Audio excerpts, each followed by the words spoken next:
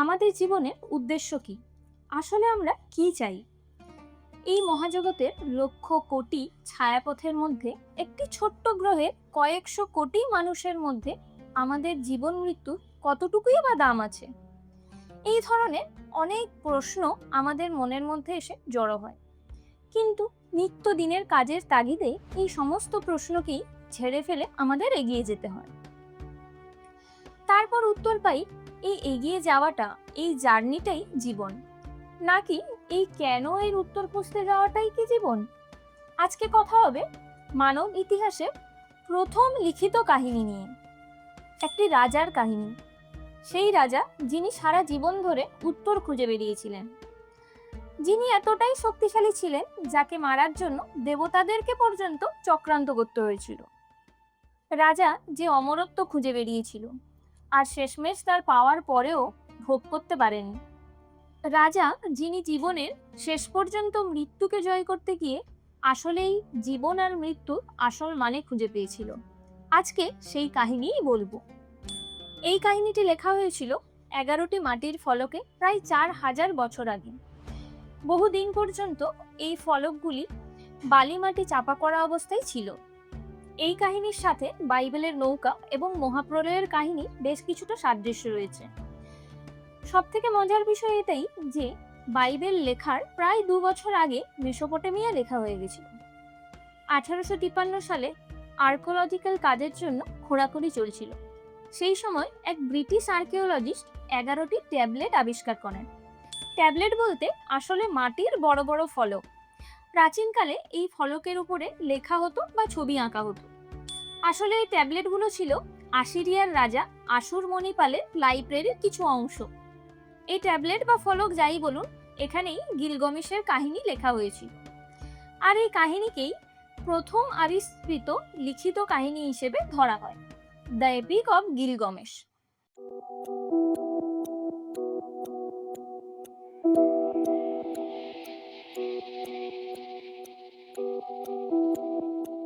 দজলা এবং ফারা এই দুটো নদীর মাঝখানে মেসোপটেমিয়া সভ্যতা গড়ে ওঠে। বর্তমানে এই নদী ইরাক এবং সিরিয়াতে অবস্থিত।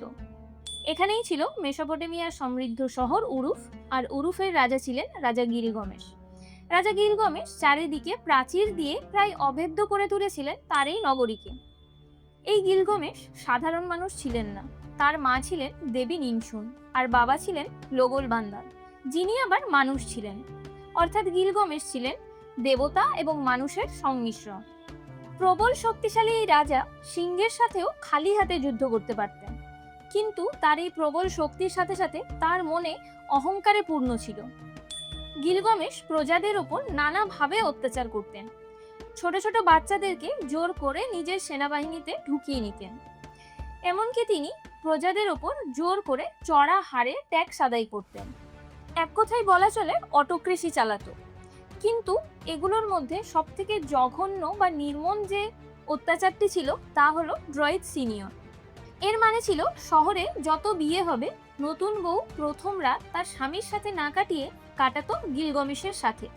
তার এই অত্যাচারে অতিষ্ঠ হয়ে উরুফের প্রজারা দেবতাদের কাছে প্রার্থনা করলেন। তারপর স্বর্গের দেবতা অনু তার মেয়ে উরুরুকে বললেন যে এমন একজনকে তৈরি করতে যে গিলগমেশকে জব্দ করতে পারবে। তখন উরুরু একটি মাটির মূর্তি তৈরি করলেন এবং উরুফ নগরের বাইরে জঙ্গলে সেই মূর্তিটিকে ফেলে চলে এলেন। দেবীর বানানো মূর্তিতে প্রাণ সঞ্চার হলো। দেবী তার নাম রাখলেন এনকেডু। এনকেডুকে দেখতে অবিকল মানুষের মতো হলেও সে না জানতো মানুষের ভাষা, না জানতো মানুষের ব্যবহার। সারাক্ষণও জন্তু জানোয়ারদের সাথে থাকতো এবং তাদের মতনই বড় হয়ে উঠেছিল। যে সমস্ত শিকারীরা জঙ্গলে শিকার করার জন্য ফাঁদ পেতে আসতো, এনকেডু সেই ফাঁদকে নষ্ট করে দিয়ে জন্তু জানোয়ারদের রক্ষা করত। যে সমস্ত শিকারীরা শিকার করতে আসতো তারা বিরক্ত হয়ে গিলগমেশের কাছে গিয়ে অভিযোগ জানালো। তারা বলল যে জঙ্গলে এক বিরাট জন্তু এসেছে যে সমস্ত ফাঁদ নষ্ট করে দিচ্ছে আর জন্তু জানোয়ারদের নিয়ে পালিয়ে যাচ্ছে। এর ফলে তারা শিকার করতে পারছে না। গিলগমেশ কিছুদিন এই সমস্যা নিয়ে ভাবলেন। তারপর কয়েকদিন বাদে তিনি সামার নামে এক মেয়েকে এনকেডুর কাছে পাঠালেন তাকে সভ্য বানানোর জন্য। সামার ছিল প্রেমের দেবী ইস্তেরানের মন্দিরের পূজারী। গিলগামেশের পরিকল্পনা এটাই ছিল যে সামার্ট এনকেডুর সাথে মিশে তাকে সভ্য বানাবে, তার ফলে সমস্ত সমস্যা দূর হয়ে যাবে। সামহাট আর এনকেডু একসাথে কয়েকদিন থাকলো। তারপর সামহাট এনকেডুকে পাশেই এক পশুপালকের আশ্রয়ে নিয়ে গেল। সেখানে এসে এনকেডু অবাক হয়ে দেখলো একটি গোল মতো বস্তু, যেটা সবাই খাচ্ছে। এতদিন ধরে এনকেডু জঙ্গলে ঘাস পাতা এসব খেয়েই এসেছে।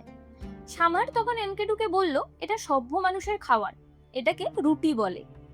আর এনকেডুর হাতে একটি মদের পাত্র তুলে দিল।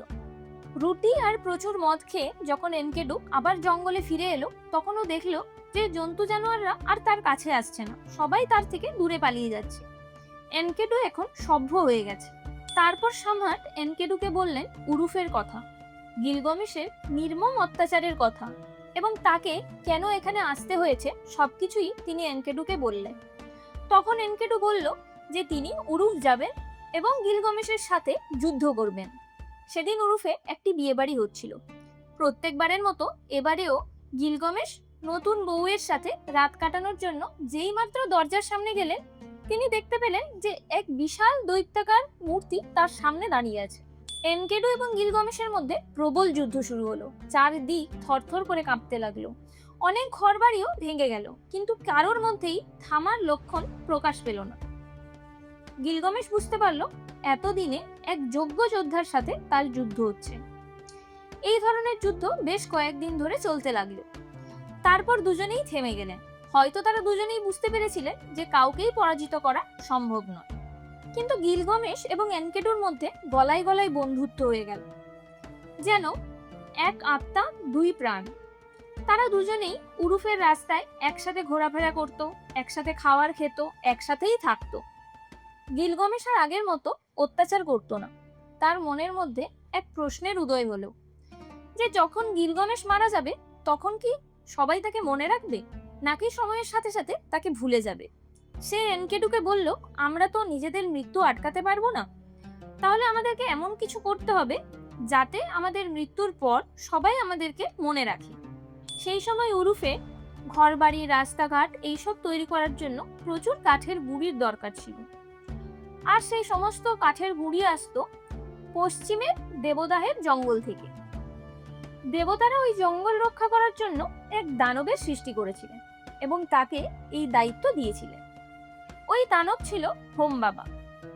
এই হোম বাবাকে বায়ুর দেবতা এনলিল নিযুক্ত করেছিলেন এবং হোম বাবার কাছে 7টি কবচ ছিল। তাই হোম বাবাকে যুদ্ধে পরাজিত করা খুবই কঠিন। গিলগামেশ ঠিক করলেন যে তিনিই হোম বাবার সাথে যুদ্ধ করবেন এবং সেই মতো তিনি কামারদেরকে কুড়ুল এবং যুদ্ধের বিভিন্ন সাজ সরঞ্জাম তৈরি করার নির্দেশ দিলেন। এরপর এনকেডু গিলগামেশকে আটকানোর চেষ্টা করল, কিন্তু লাভের লাভ কিছুই হলো না। গিলগামেশ তার মা নিমসুনের কাছে যুদ্ধে যাওয়ার আগে তার মায়ের কাছে আশীর্বাদ চাইতে গেলেন এবং তার মা সূর্যের দেবতার কাছে তার ছেলের রক্ষার জন্য প্রার্থনা করলেন। তারপর এনকেডু এবং গিলগামেশ দুজনে মিলে জঙ্গলে রওনা দিলেন। তারপর তারা দুজন দেবদাহের জঙ্গলে এসে পৌঁছলো এবং সেখানে হোম বাবার মুখোমুখি হলো। হোম বাবা এনকেডুকে ভর্ৎসনা করে বললেন যে তোমাকে দায়িত্ব দেওয়া হয়েছে জঙ্গল রক্ষা করার জন্য, কিন্তু তুমি জঙ্গল রক্ষা না করে শত্রুর দলে যোগদান করেছো। তোমার মতো স্বার্থপর আর কেউই হতে পারে না। তারপর শুরু হলো প্রবল যুদ্ধ। হোম বাবার সামনে এনকেডু এবং গিলগামেশ কেউই দাঁড়াতে পারছে না, কারণ যখনই এনকেডু বা গিলগামেশ হোম বাবার উপর আক্রমণ করতে যায় তখনই হোম বাবা তার 7টি কবচ দিয়ে তাদেরকে পরাজিত করে দেয়। এইভাবে বেশ কিছুদিন যুদ্ধ চলল। গিলগামেশ এবং এনকেডু দুজনেই বুঝতে পেরে গেছিলেন যে এই 7টি কবচ থাকলে হোম বাবাকে কখনোই পরাজিত করা যাবে না। তারপর সূর্যের দেবতা সমান, যার কাছে গিলগামেশের মা নিমসুন তার ছেলের রক্ষার জন্য প্রার্থনা করেছিলেন, তিনি 13টি তুফান পাঠান। তখন হোম বাবার তুফানের কারণে যুদ্ধে অসুবিধা হতে শুরু করলো।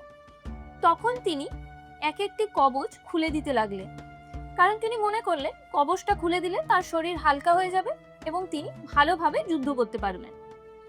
আর এখানেই হোম বাবা সব থেকে বড় ভুল করলেন। তিনি যখন এক এক করে 7টি কবচ খুলে ফেললেন তখন তার শক্তি অনেকটাই কমে গেল এবং 13টি তুফান তাকে ঘিরে ফেলল। তখন হোম বাবা বুঝতে পারলো সে অনেক বড় ভুল করেছে তখন সে গিলগামেশের পায়ের কাছে গিয়ে তার প্রাণের ভিক্ষা করলো এবং গিলগামেশকে বলল যে এর বদলে সে সারা জীবন গিলগামেশের দাস হয়ে কাটাবে, এমনকি জঙ্গল থেকে গিলগামেশকে গাছের গুঁড়িও এনে দেবে। কিন্তু এনকেডু ভালোভাবেই জানতো যে হোম বাবা সুযোগ পেলে এদেরকে ছেড়ে দেবে না।